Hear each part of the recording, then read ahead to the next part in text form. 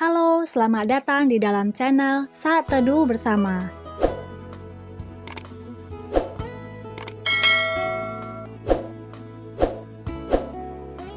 Mari kita mulai membaca bersama janji iman atau Promise of Faith terlebih dahulu. Kamu sudah siap? Kita mulai. I love my Bible. I read it every day. I meditate it. I just do it. I finish it and repeat it. Saya cinta Alkitab. Saya membacanya setiap hari. Saya merenungkannya. Saya melakukannya. Saya menyelesaikan dan mengulanginya. Hari ini kita sudah masuk di dalam kitab Kisah Para Rasul. Disinilah kita bisa mulai kisah kita bersama dengan Tuhan Yesus juga.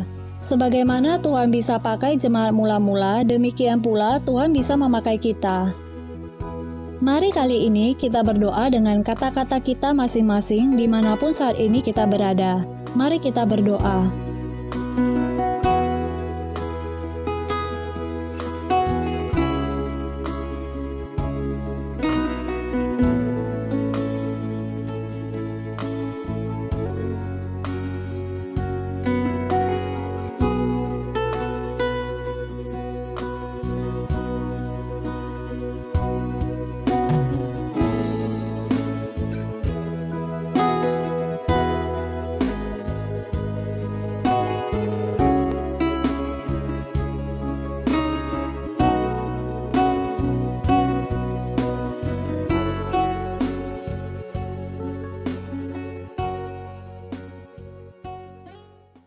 Kisah Para Rasul pasal 3. Petrus menyembuhkan orang lumpuh. Pada suatu hari menjelang waktu sembahyang, yaitu pukul 3 petang, naiklah Petrus dan Yohanes ke bait Allah. Di situ ada seorang laki-laki yang lumpuh sejak lahirnya, sehingga ia harus diusung. Tiap-tiap hari orang itu diletakkan dekat pintu gerbang bait Allah, yang bernama Gerbang Indah, untuk meminta sedekah kepada orang yang masuk ke dalam bait Allah. Ketika orang itu melihat bahwa Petrus dan Yohanes hendak masuk ke bait Allah, ia meminta sedekah. Mereka menatap dia dan Petrus berkata, "Lihatlah kepada kami." Lalu orang itu menatap mereka dengan harapan akan mendapat sesuatu dari mereka. Tetapi Petrus berkata, "Emas dan perak tidak ada padaku, tetapi apa yang kupunyai, kuberikan kepadamu. Demi nama Yesus Kristus, orang Nazaret itu, berjalanlah." Lalu ia memegang tangan kanan orang itu dan membantu dia berdiri. Seketika itu juga kuatlah kaki dan mata kaki orang itu. Ia melonjak berdiri, lalu berjalan kian kemari dan mengikuti mereka ke dalam bait Allah. Berjalan dan melompat-lompat serta memuji Allah. Seluruh rakyat itu melihat dia berjalan sambil memuji Allah. Lalu mereka mengenal dia sebagai orang yang biasanya duduk meminta sedekah di gerbang indah bait Allah, sehingga mereka takjub dan tercengang tentang apa yang telah terjadi padanya. Khotbah Petrus di Serambi Salomo. Karena orang itu tetap mengikuti Petrus dan Yohanes, maka seluruh orang banyak yang sangat keheranan itu datang mengerumuni mereka di serambi yang disebut Serambi Salomo. Petrus melihat orang banyak itu lalu berkata, "Hai orang Israel, mengapa kamu heran tentang kejadian itu, dan mengapa kamu menatap kami seolah-olah kami membuat orang ini berjalan karena kuasa atau kesalehan kami sendiri? Allah Abraham, Ishak dan Yakub, Allah nenek moyang kita telah memuliakan hambanya, yaitu Yesus yang kamu serahkan dan tolak di depan Pilatus, walaupun Pilatus berpendapat bahwa ia harus dilepaskan.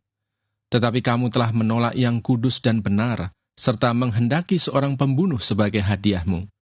Demikianlah ia, pemimpin kepada hidup, telah kamu bunuh. Tetapi Allah telah membangkitkan dia dari antara orang mati, dan tentang hal itu kami adalah saksi. Dan karena kepercayaan dalam nama Yesus, maka nama itu telah menguatkan orang yang kamu lihat dan kamu kenal ini, dan kepercayaan itu telah memberi kesembuhan kepada orang ini di depan kamu semua.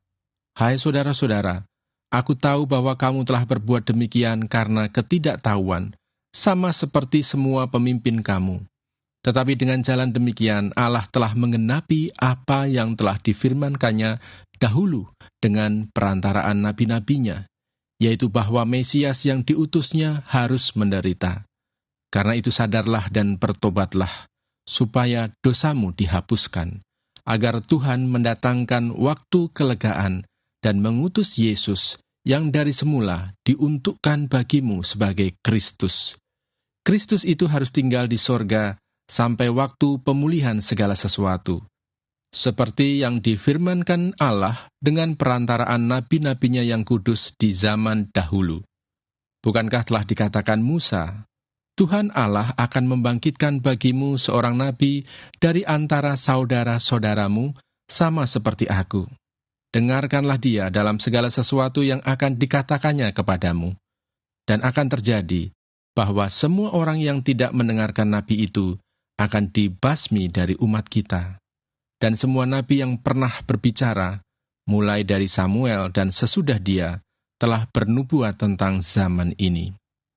Kamulah yang mewarisi nubuat-nubuat itu dan mendapat bagian dalam perjanjian yang telah diadakan Allah dengan nenek moyang kita ketika ia berfirman kepada Abraham, oleh keturunanmu semua bangsa di muka bumi akan diberkati, dan bagi kamulah pertama-tama Allah membangkitkan hambanya dan mengutusnya kepada kamu, supaya ia memberkati kamu dengan memimpin kamu masing-masing kembali dari segala kejahatanmu. Pembacaan firman Tuhan sudah selesai. Yuk ambil waktu sejenak untuk merenungkan kembali firman yang sudah kita baca.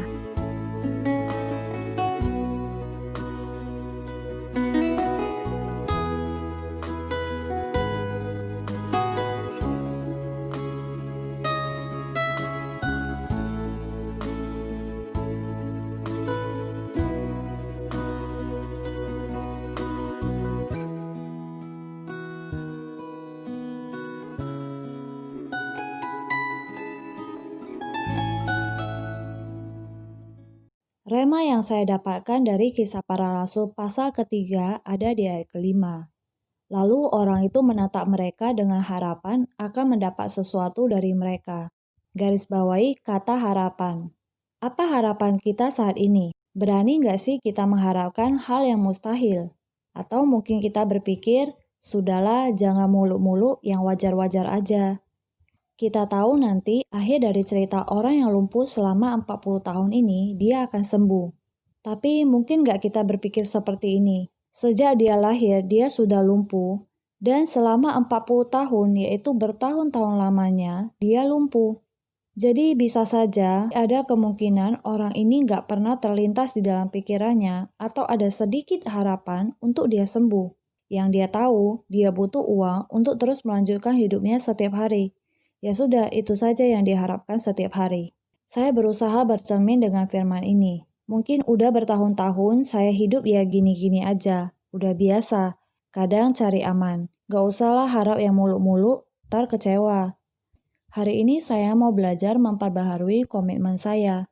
Saya mau belajar untuk menaruh pengharapan saya kepada Tuhan dan janji-janjinya. Percaya di dalam Tuhan tidak ada yang mustahil. Gak cuma mengharapkan hal yang biasa-biasa, tapi berani mengharapkan Tuhan mau melakukan hal-hal yang lebih dari pikiran dan harapan saya. Intinya jangan pernah berhenti berharap kepada Tuhan.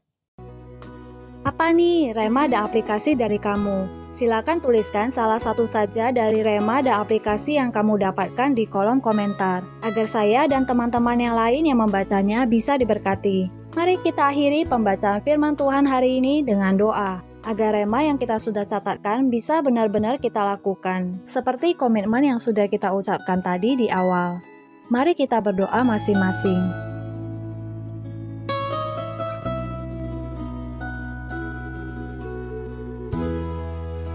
Sampai ketemu lagi, God bless you.